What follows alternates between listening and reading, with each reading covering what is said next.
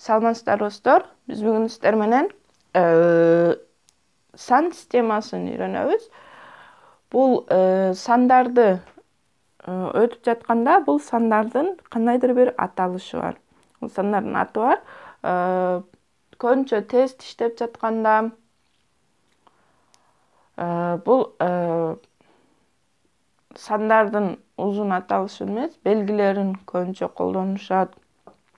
Жана университетке кирүү экзамендеринде көпчүлүк учурда ушул сан системасын билүү керек. Эми биздин эң эле кичинекей сан системасындагы эң эле кичинекей группабыз биздин натуралдык сандар. Натуралдык сандарда эң аз башка сандарга караганда сандар бар. Бул сандар биздин саноо үчүн колдонулган сандарыбыз 1, 2, 3, 4, 5, 6, 7, 8, 9 жана башка. Көбүнчө окуу китептеринде 9га чейин берилсе, көпчүлүк ойлойт экен, натуралдык сандар 1ден 9га чейин сандар деп. Жок, андай эмес. Бул 3 точка деген жана башка деген. Башкача айтканда бул уланат 10, 11. Эгерде сиз 100га чейин санасаңыз, бул 100га чейин уланат, бирок 100га чейин биздин кагазыбыз жетпейт, ошондуктан жазбайбыз. Ал эми сиз 1000ге чейин санасаңыз, бул сандар 1000ге чейин уланат. Демек биздин саноо үчүн колдонулган сандарыбыз, биз санап жатканда, мисалы үчүн 10 жарым деп санабайбыз, 1, 2, 3, 4, 5, 6, 7, 8, 9, 10, 11, 12, 13 ошол сыяктуу айтабыз. Мисалы үчүн акча санап жатканда биздин тыйындарыбыз колдонулбайт, ошондуктан биз 20 сом, 25 сом, 100 сом, 1000 сом деп санайбыз. Ушул эле сыяктуу бул жактарда дагы бүтүн саноо үчүн колдонулган. Мисалы үчүн адамдарды, окуучуларды санап жатканда, жаныбарларды санап жатканда жарым сандары колдонулбайт, 4төн 1 бөлчөк сандар колдонулбайт. Бул сандардын баары бизде натуралдык сандар деп аталат. Натуралдык сандар демек бул сандардын группасынын аталышы. Мисалы үчүн сиздер 5-класста окусаңыздар, 5 А класс деген сиздердин классыңыздардын аталышы да, бул сандардын группасынын аталышы бул натуралдык сандар. Андан кийинки бир аз чоң болгон биздин группабыз бүтүн сандар. Бүтүн сандарга бул натуралдык сандар кирет, 0 кирет жана натуралдык сандардын терстери кирет. Демек алдына минус коюлган натуралдык сандар кирет. -3, -2, -1, 0, 1, 2, 3 жана башка. Демек бул жак биз канча колдонсок ошончо уланат. Мисалы үчүн ошол эле 100, ошол эле 1000 болушу мүмкүн. Ал эми бул жактагы биз канча колдонсок ошого чейин уланат, чексизге чейин.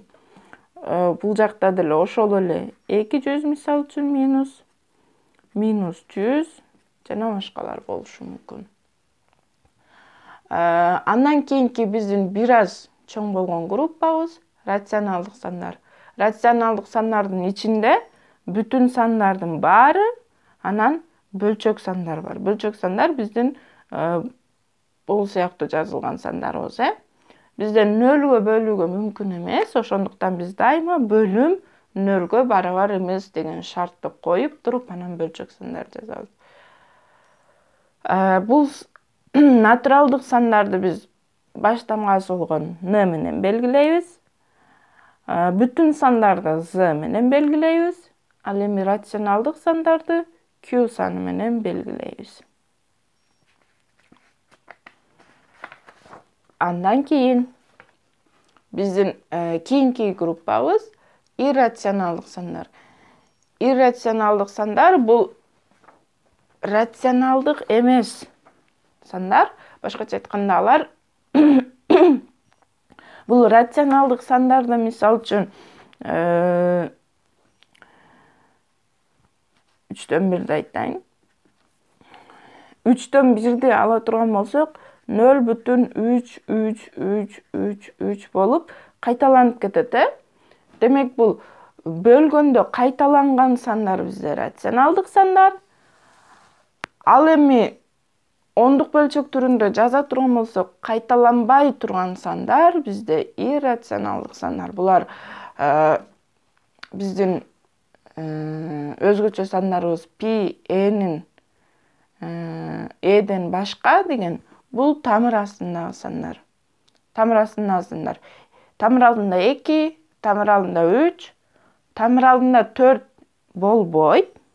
Тамыр алдында 4 себеби 2-ге барабар. Демек, бул сандардын баарын алабыз дагы рационалдык сандарга кошобуз. Ал эми алынбай калган бул ортодо калган тамыр алдында 7, тамыр алдында 11, тамыр алдында 10, тамыр алдында 15 сандары бизде иррационалдык сандарга барабар болот. Эми рационалдык сандар, иррационалдык сандар баары биригип бизде чыныгы сандарды берет. Чыныгы сандар биз мектептин программасында көргөн эң чоң сандар. Демек, биз мектептин программасын чыныгы сандар менен белгилейбиз. Мынакей, натуралдык сандар эң кичине, бул баарынын ичинде. Андан бир аз чоңурагы бүтүн сандар. Андан бир аз чоңурагы рационалдык сандар. Андан бир аз чоңурагы чыныгы сандар. Бул жерде иррационалдык сандар кайсыл жерде деп ойлошуңуздар мүмкүн. Мынакей. Бул жерде могу кызыл менен белгиленген, кызыл менен штрихтелген биздин фигурабыздын баары чыныгы сандар боло турган болсо, иррационалдык сандар биздин бул көк менен гана, кызыл көк менен штрихтелген жердеги сандарыбыз. Бул жерде биздин иррационалдык сандарыбыз бар. Азыр мен бул жакка белгисин жазам. Чыныгы сандар менен аралашпасын. Белги коюп койдук, бул көк менен боелгон биздин аянтыбыз. Жалгыз гана ушул жер иррационалдык сандар. Ал эми мунун ичинин баары, тегеректин ичинин баары бизде чыныгы сандар. Демек, эгерде бир сан натуралдык сан боло турган болсо, ал сан сөзсүз чыныгы сан дагы болот, рационалдык сан дагы болот, бүтүн сан дагы болот. Эми биз кыскартылган белгилер менен иштейбиз. Тест убагында, мисалы үчүн, тестке кире турган болсок, анда бизде бул мунун ичинде, бул мунун ичинде эмес деген сыяктуу гана белгилер колдонулат. Бул мунун элементи, бул мунун элементи эмес деген гана белгилер колдонулат. Мисалы үчүн, эгерде бул жерде сандар менен белгилеп көргөздүк, көрүнүктүү болуш үчүн. Эгерде тест учурунда боло турган болсо, x натуралдык сан дей турган болсо, анда биз билишибиз керек. Демек, x бизде 1, 2, 3, 4, 5, 6, 7, 8, 9, 10, 11 жана башка ушул сыяктуу сандарга барабар. Демек, x 1,5 боло албайт. X терс сан боло албайт. Ошондой эле x бул сыяктуу тамыр алдында бир кандайдыр бир сан боло албайт. Демек, x дайыма бизде санала турган сандар. Саноо үчүн колдонуло турган сандар. Мисалы үчүн, z иррационалдык сан дей турган болсо, демек биз билебиз. Z же могу сыяктуу тамыр астындагы сандар, же болбосо биздин өзгөчө пи жана сыяктуу сандарга барабар. Демек, z эч качан бизде натуралдык сан боло албайт, бүтүн сан боло албайт, рационалдык боло албайт.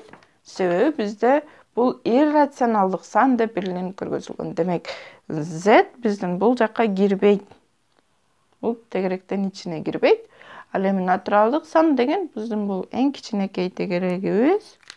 Жашыл менен белгилеп алалы.